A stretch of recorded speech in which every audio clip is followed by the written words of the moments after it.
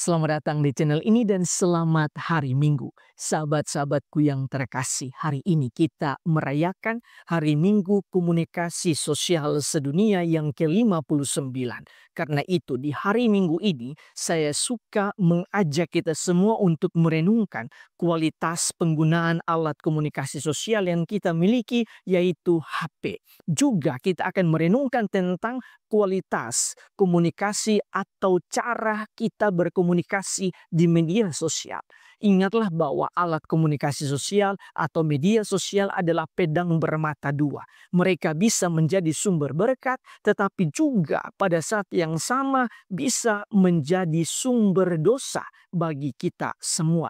Tak jarang kita menjadi lupa diri dan menghabiskan banyak waktu untuk bermain media sosial sampai-sampai kita mengabaikan pekerjaan dan tugas kita. Di sisi lain, media sosial memberikan banyak informasi yang kita butuhkan, baik tentang pengetahuan, bisnis, dan lain sebagainya, termasuk tentang keimanan kita. Saat ini banyak sekali channel YouTube dan akun media sosial yang lain yang menyediakan penjelasan tentang iman kita, penjelasan yang sangat baik sekali tentang kekayaan iman gereja Katolik, sehingga umat bisa mengkonsumsinya dengan gratis untuk memperkaya pengetahuan iman. Karena itu, kita harus bijaksana, kita harus memfilter diri kita sendiri secara bijaksana dan dewasa dalam menggunakan media sosial. Hari ini adalah momen yang pas sekali untuk merenungkan apakah alat komunikasi sudah kita gunakan dengan baik dan benar atau belum. Jika belum, kita perlu melakukan pertobatan komunikasi sosial sebagaimana yang diserukan oleh Paus Fransiskus di dalam pesannya hari ini. Kita akan merenungkannya dalam terang bacaan-bacaan hari ini. Di dalam bacaan Injil, kita mendengarkan doa Yesus yang berisi tentang persatuan umatnya atau mereka yang mengikuti dia. Ini adalah doa yang kemudian menjadi dasar bagi doa persatuan umat Kristen sedunia. Di dalam doa ini kita bisa melihat bahwa Yesus merindukan agar semua umatnya bersatu sebagaimana Yesus dan Bapa adalah satu. Bacaan kedua sedikit menjawab bagaimana kita bisa bersatu atau bagaimana agar persatuan itu dapat terwujud, yaitu dengan mendengarkan Roh Kudus. Di dalam penglihatannya, Santo Yohanes melihat bahwa Roh Kuduslah yang mendorong kita untuk kita bisa berseru atau mendorong gereja supaya gereja bisa berseru, datanglah ya Tuhan Yesus. Dengan berseru seperti ini, maka kita semua para pengikut Kristus bersatu di dalam Kristus juga di dalam Bapa. Maka inilah momen persatuan kita semua. Sedangkan di dalam bacaan pertama, Santo Stefanus memberikan teladan bagi kita bahwa kita perlu mempertahankan iman kita agar kita tetap bersatu dengan Kristus sendiri. Terkadang mempertahankan iman membutuhkan pengorbanan diri, tetapi ketika kita berkorban, maka saat itulah surga akan terbuka bagi kita semua yang mau berkorban demi mempertahankan iman, yaitu yang adalah simbol dari persatuan kita dengan Tuhan sendiri.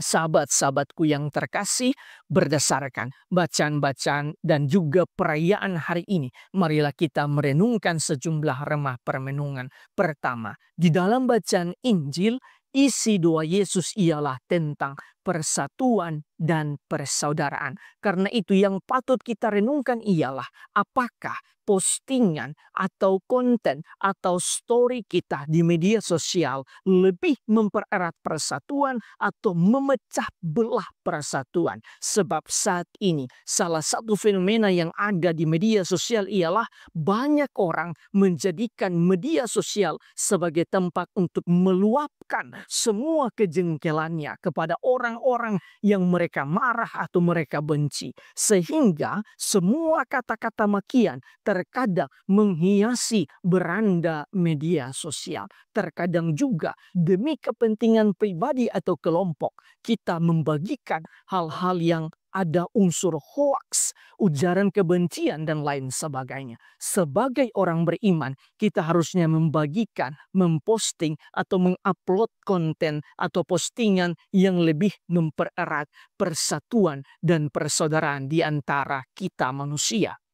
Di dalam pesannya, Paus Fransiskus mengatakan komunikasi sering tidak menghasilkan harapan, tetapi justru menciptakan ketakutan, prasangka, fanatisme, bahkan kebencian. Karena itu, Paus Fransiskus mengajak komunikasi Kristiani harus penuh dengan kelembutan dan keakraban, seperti percakapan para sahabat dalam perjalanan. Beliau juga menegaskan, saya memimpikan sebuah komunikasi yang mampu berbicara ke dalam hati, yang tidak membangkitkan kemarahan tetapi sikap bersahabat, komunikasi yang menghasilkan empati dan kepedulian, komunikasi yang menyalakan harapan. Kedua, di dalam bacaan yang kedua, kita melihat bagaimana peran Roh Kudus di dalam hidup manusia. Di dalam konteks kita bermedia sosial, kita juga perlu meminta bimbingan Roh Kudus agar kita menjadi dewasa, menjadi bijak di dalam bermedia sosial. Di awal renungan ini saya mengatakan bahwa media sosial adalah sumber dosa tetapi juga menjadi sumber berkat. Karena itu kita harus menjadi bijaksana. Tidak semua hal harus kita konsumsi atau harus kita postingkan atau bagikan atau muat di media sosial. Sebagai orang beriman, kita harus melihat media sosial sebagai ladang pewartaan untuk memuliakan Tuhan. Sehingga yang harus kita konsumsi, yang harus kita posting, yang harus kita muat di media sosial ialah kabar gembira Yesus dan semua konten-konten yang memberi pengaruh positif bagi diri kita sendiri, tetapi juga memberi pengaruh positif bagi orang lain. Ketiga, di dalam bacaan yang pertama, Santo Stefanus memberikan teladan tentang bagaimana menjadi martir yang penuh dengan pengorbanan. Terkadang dengan bermedia sosial kita perlu mengorbankan ego kita. Karena ego kita membuat kita lupa diri ketika kita sedang bermain media sosial. Jangan sampai kita lebih banyak menghabiskan waktu dalam bermedia sosial dan hanya sedikit waktu untuk berdoa dan membaca kitab suci. Lantas Tuhan kita bukan lagi Allah Tritunggal, tetapi Tuhan kita itu adalah YouTube, TikTok, Facebook, dan lain sebagainya. Kita perlu ingat bahwa semakin banyak kita bermain media sosial, pada saat itu kita akan semakin jauh dari Tuhan. Media sosial membuat kita terangkat dari batin kita, sehingga kita hanya sibuk dengan hal-hal periferal, hal-hal yang luar, dan kita lupa untuk memperdalam iman kita atau peduli pada ketenangan batin. Kita harus ingat bahwa kita hanya menemukan Tuhan di dalam ekaristi, di dalam doa, di dalam ketenangan batin, bukan di media sosial. Tuhan memberkati kita semua.